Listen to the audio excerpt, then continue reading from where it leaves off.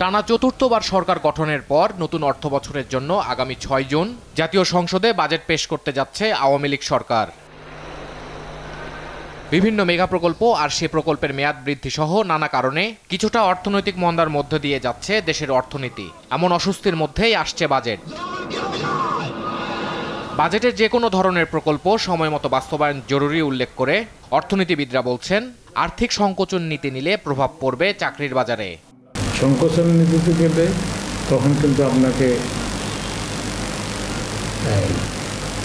অনেক দিক দিয়ে আপনি ঝামেলা করবেন, এভাবে এমপ্লয়মেন্টের উপরে বিরাট প্রেশার দেবে।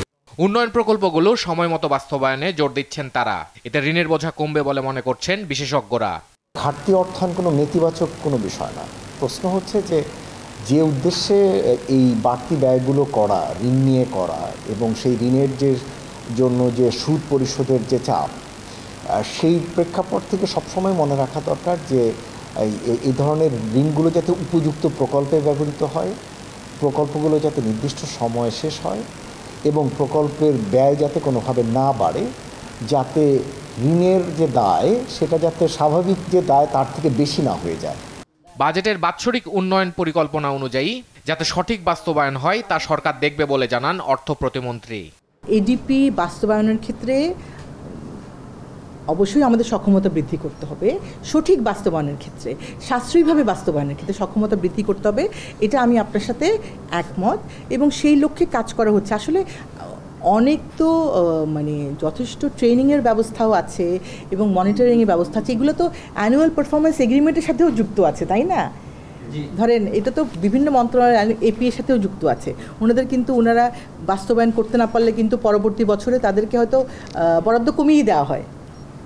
যারা বাস্তবায়ন করতে পারেন না তাদেরকে তো বরাদ্দ কমিয়ে দেওয়া হচ্ছে। আমাদের বাজেট সব কিছু কিন্তু জনসাধারণের জন্য। এখন আমরা তো এমন কোনো প্রকল্প হঠাৎ করে নেওয়াও যায় না যেখানে জনসাধারণের কোনো সমস্যা হতে পারে।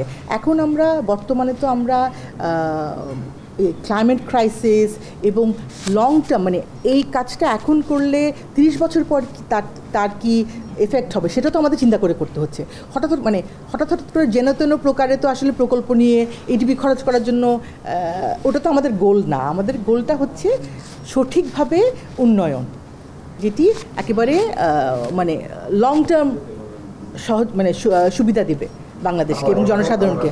সরকারি রাজস্ব আদায় ডিজিটাল পদ্ধতিতে হলে কর জিডিপি বাড়বে বলেও মনে করেন অর্থ প্রতিমন্ত্রী। তারা বিভিন্ন অ্যাসোসিয়েশনের সাথে জড়িত। ইফতেখার রেজা, দেশ টিভি, ঢাকা।